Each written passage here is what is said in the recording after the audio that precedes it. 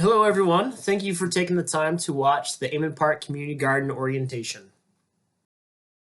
We'd like to welcome you to a brand new gardening year. This is not a year-specific presentation, so any of the information that pertains to the upcoming year will be sent separately via email. And the purpose of this orientation is to help you familiarize yourself with the inner workings of the garden, your responsibilities as a gardener, and the ways that you can help and get involved with more of the activities at the garden. At the end of this presentation, we will ask you to take a brief quiz to make sure that you understand the important points that were outlined and the ways that you can get involved. The garden was started in 2014 as a project between the Billings Parks and Recreation Department and the Billings Metro Vista project. And this was the first community garden located in the southwest corridor that was completely open to the public. The south side of Billings is considered a food desert, so the idea with this garden was that it would and does give residents a chance to grow their own fresh, affordable food. So Amon Park was chosen as a premier garden location for the size and its location on the south side of Billings. There's a lot of room for plots and other gardening structures that you see there today. Through the project, we were able to create the policies and forms, install the irrigation systems, the fences were constructed, the plots were located, soils were amended and tilled, compost was brought in, and the gardens were planted. There are currently 44 plots filled by renters each year, in addition to the 8 communal plots and the communal fruit trees. I'm going to go and highlight some of the important policies here, but these are not all of them. We will send out the policies separately through email, and we do expect you to read through them all and make sure that you understand all of the rules that we have at the garden. If you have any questions, please reach out to Parks and Recreation or your leadership team for further guidance on those. So first off, this is a community garden. It is very much community oriented. And so it's important that we respect one another, that we help support each other's efforts, that we cooperate with staff and the leadership team and understand that everyone at the garden is there to help. And we want to make sure that we have a supportive environment for each other. With that being said, please don't work on each other's plots without consent. Make sure that you take pictures, and if you can, share them on our Facebook page so that everyone can see what we're growing and the progress we're making throughout the year. There is no smoking or alcohol allowed in the garden, so please leave those things at home.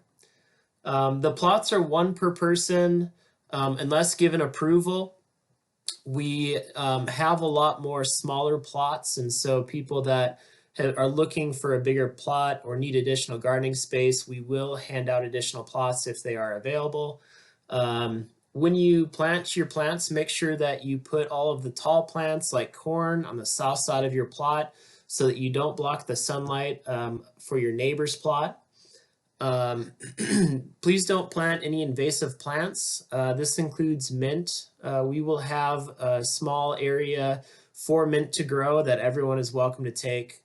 But please don't plant anything that is going to overtake other people's spaces. You're expected to keep your plot clean and weed-free. You will need to come in and weed throughout the year to make sure it stays that way. And you're also expected to maintain the walking paths that are immediately around your plot. Some of the bigger walking areas will be maintained by all the gardeners and also volunteer groups that we bring in, but all the spaces that are right around your plot, make sure that you're weeding those and putting fresh mulch down throughout the year. Fences are allowed. However, we do not allow snow fence. If you are going to put up a fence, make sure that it's either black or green in color and is not visible from a long distance. The snow fence is very bright and can be seen from the road and is visually distracting from our garden.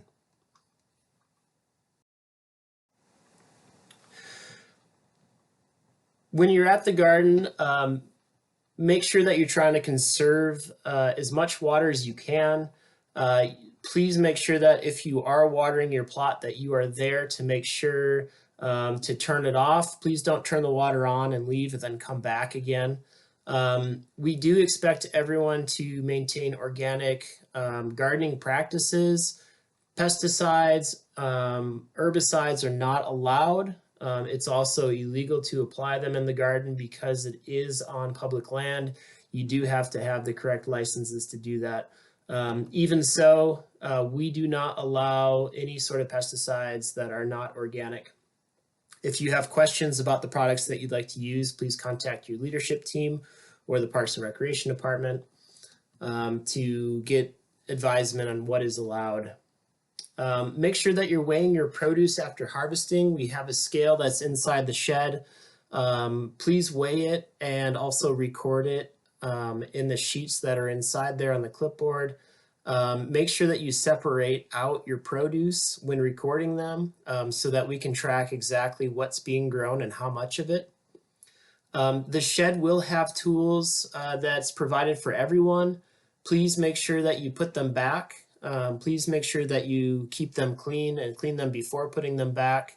And once you are done with them, please lock up the shed to make sure that no unwanted persons are able to get in there. We discourage you from storing your personal items in there. And if you decide to do so, we will not be responsible for any tools that go missing. A couple of miscellaneous items. Anybody under the age of 16 needs to be supervised by a parent. The garden hours are 6 a.m. to 9 p.m. And make sure that you're locking the garden when you leave. And look out for each other. Make sure we're watching each other's plots and are able to help each other out if we notice anything that's out of place. The communal plots are located on the north end of the garden. We have raspberries and grapes along the fence line. We have a couple of strawberry patches, herbs, gourds, and pumpkins. And then there's also communal fruit trees, which are located along the south end of the fence, both inside and outside the garden. The communal areas are meant for everyone. Please make sure that you're aware of how much you're going to be taking and that you can leave some for others to take as well. In part of being with the garden, we expect everyone to not only maintain your individual plots, but also help in the communal areas. The leadership team will keep a running list of items that need to be taken care of in communal areas. So if you are wondering what you can help with, that would be the first place to check. If you have additional questions, talk to your leadership team and they can help guide you on some of the areas that we need help with. Please try to dedicate about an hour per month at least in communal areas helping out in the garden. There is a lot of space at the garden that needs to be maintained, and so it just helps to have everyone pitching in. The old saying, many hands make light work, applies here. If you have questions about how to maintain specific things such as raspberries or the strawberries, again, look to your leadership team to help you with that, and they can provide some instruction on how to take care of those areas. The produce that is taken from the communal areas, if we have an excess, it can be donated to organizations throughout the community who help fight food insecurities. However, it cannot be sold for a profit, so please keep that in mind. We also have compost bins at the garden. We encourage everyone to contribute to the compost bins so that we can use that in our soils. We will typically have one person who's the point person for the compost. So if you have questions about what can be composted or the things that you can be doing to help, please look to that person. We will send out that information separately. Just as a general rule, some things that do not compost are plastics, meat, pine branches, acidic waste, and weeds. Also plants that are really viney, such as like tomato plants, Those need to be mulched up before being put into the compost. And since we don't have that capability, please leave out anything that's really viney out of the compost. Some of the things that do compost are grass clippings. If you have clippings from home from your grass, as long as it's not treated with chemicals, those can be brought in. Fruit and vegetable waste, coffee and tea waste can also be put in there. But again, if you have more specific questions on what can be put in there, please look to the point person for the compost.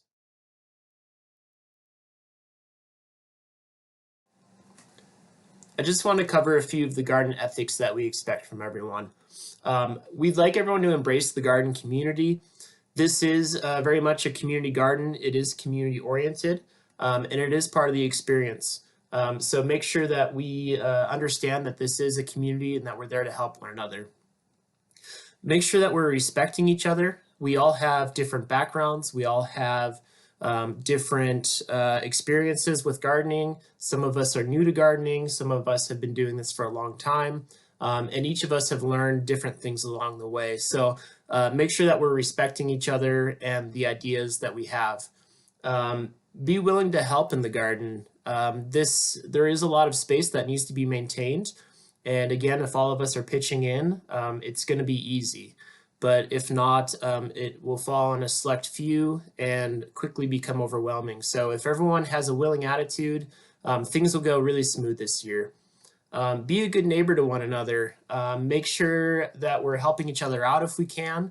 If we feel comfortable, exchange phone numbers and information, and then that way, if something comes up, if we're out of town, if we become sick, we can help each other with watering or whatever. Make sure that you're practicing what you preach. Make sure that you're cleaning up after yourself. If you make a mess, make sure that you don't leave it for somebody else to clean up. And most importantly, have fun. This is supposed to be fun. This is the reason we're doing it, because we enjoy gardening. So make sure that we have fun along the way. I'd like to quickly go through the conflict resolution process. Hopefully we do not have to use that this year. Usually everyone gets along just fine, but just in case, we're going to cover this.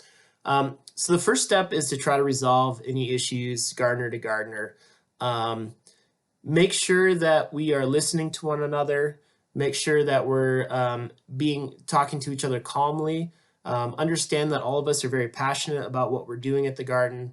And it's okay to have different ideas about the garden, but sometimes it's okay to just agree to disagree.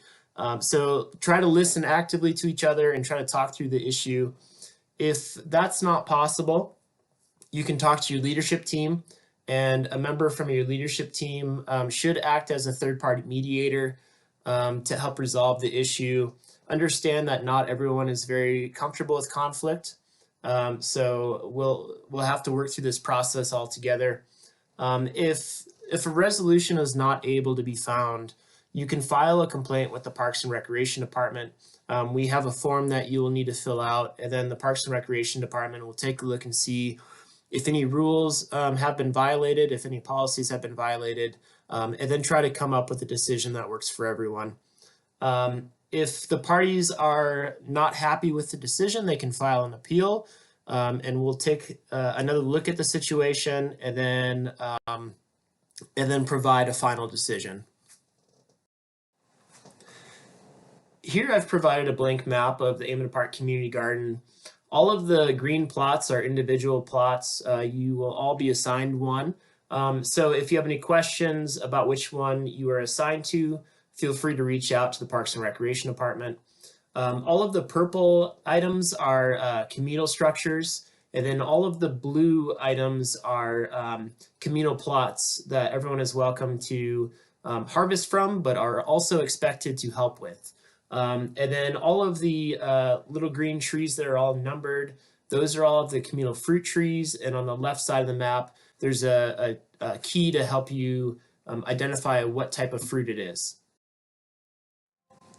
The garden has a leadership team that will help with the operations of the garden. The purpose of implementing a leadership team is to develop a method for citizen participation in the management of the community garden resources. Having a garden that's overseen by gardeners is helpful in fostering a strong sense of community, as well as to sustaining the existence and success of the garden in the long run. There's a division of responsibilities between the leadership team and the Parks and Recreation Department. The leadership team is responsible for the day-to-day maintenance of the garden, and they also have a say in the decisions about the garden moving forward. The purpose of the leadership team is to assist with communication, with leadership, and with maintenance at the garden. Parks and Recreation will still handle garden applications, assigning plots, collecting plot fees, providing gardening resources, as well as monitoring compliance with garden policies. We'll also help with volunteer recruitment and placement. We understand that there's a lot of space at the garden that needs to be maintained, and it just wouldn't be possible without bringing in outside volunteer groups. It's also helpful to spread the word of the garden, to teach people the things that we do at the garden, and hopefully to help recruit new gardeners. The team roles of the leadership team may vary based on year to year, depending on what the leadership team decides and the skill sets that they each bring. Typically, we'll have a chairperson who will help plan and facilitate meetings. They'll also create agendas for those meetings and help coordinate the efforts of other team members. The communications person will help send email updates to the gardeners. They'll oversee the social media accounts, and they'll take notes at the meetings. We'll also have an outreach person who will help plan the community-wide, the garden-wide events, and outreach to prospective gardeners and create promotional materials. We also have an operations person who will help create and organize the database of tools. They'll help track produce, weights, and they'll also assist with other issues as they come up. We'll have a maintenance person who will handle the maintenance requests and oversee individual plot maintenance. And we'll have a communal plots person who will help coordinate volunteers and gardeners to take care of the communal plots. They'll also keep a running list of what needs to be addressed at those communal plots. Typically, applications for the following year's leadership team will be released mid-growing season, and that way the new leadership team will be in place for the following year at the end of the current harvest. The process involves submitting an application, sitting in for a brief interview, and then the previous leadership team, in collaboration with Parks and Recreation, will select who fills what position. The terms are currently set at 2 years, and there are no limits on how many terms a person can serve. So once somebody fulfills their first 2-year commitment, they can again reapply for a second commitment. Overall, any concerns or questions you might have to the garden about the garden during the season, and any conflicts that need to be resolved should initially be fielded by the leadership team. And if need be, the leadership team can reach out to Parks and Recreation for help. So being part of the Amon Park Community Garden is a lot more than just going in and out to grow food. It can be a really great community for one another. We do have some required events that we expect everyone to attend. One of them is the orientation. If you're watching this video, it means that we were either not able to hold an orientation or that you signed up after the orientation had taken place. Some of the other required events are the all gardener meetings that take place throughout the growing season. These are really important for us to get together, to talk about what's happening at the garden, to address any issues, and then also just to visit with one another. And then at the end of the year, we'll have an end of harvest wrap-up meeting where we'll look to winterize the garden, to harvest the rest of the produce, and then close up the garden for the year. So each season, the leadership team at the garden will coordinate some garden-wide events such as potlucks, all gardener volunteer days, seed swaps, and workshops. All of you are encouraged to attend those. They are not mandatory, but again, just helps foster a good sense of community. We also encourage you all to help plan and coordinate some of these community building events. If there's anything that interests you, talk to your leadership team and they can help you coordinate it. We'd like everyone to be involved in as many ways as they can, understanding that we all have separate lives and other things that come up, but try to take part in all the events that you can. Overall, the community you get out of the garden will largely be based on how much you put into it. So the time you put into the garden, get to know other gardeners, and the time that you take to attend the events. This is a great community, so we really encourage you to get involved as much as you can.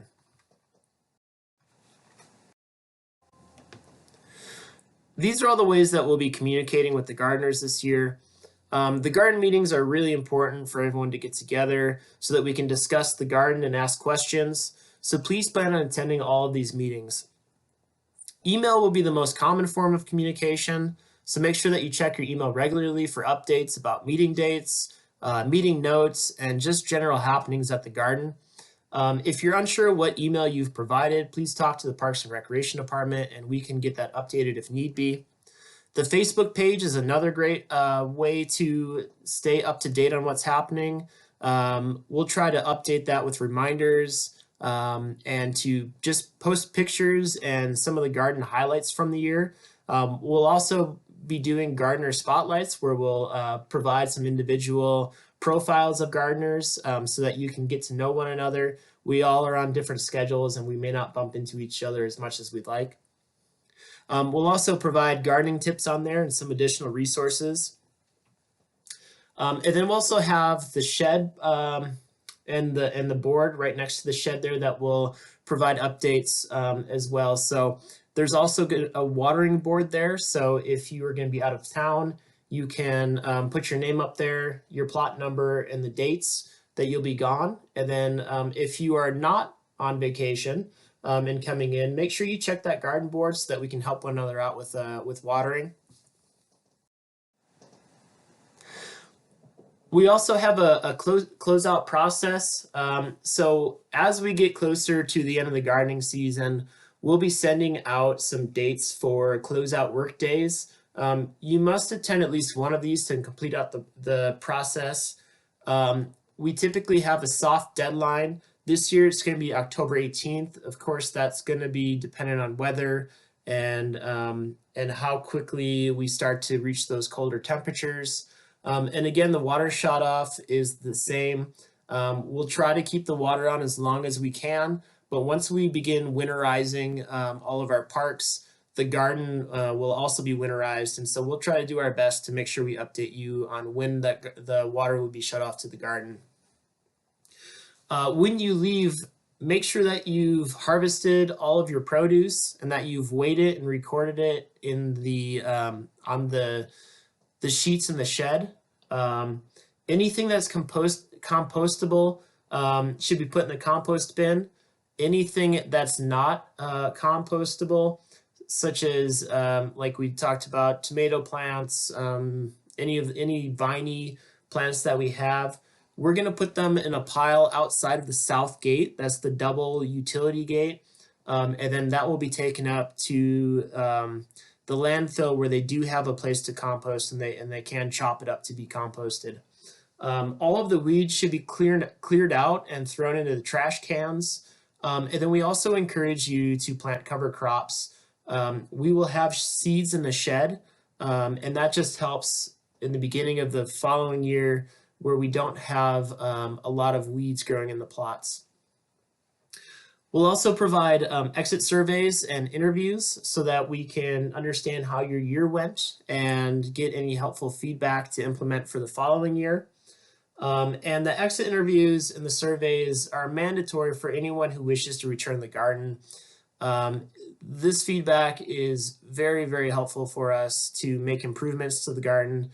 So we appreciate your candidness, and we would like you to also indicate whether or not you're planning on returning the following year so that we can hold your plot for you. Thanks again for taking the time to watch this video. We'll be sending out emails with some additional information with the garden policies and a few other items. So make sure that you're checking your email in these upcoming weeks, and we look forward to seeing you out at the garden.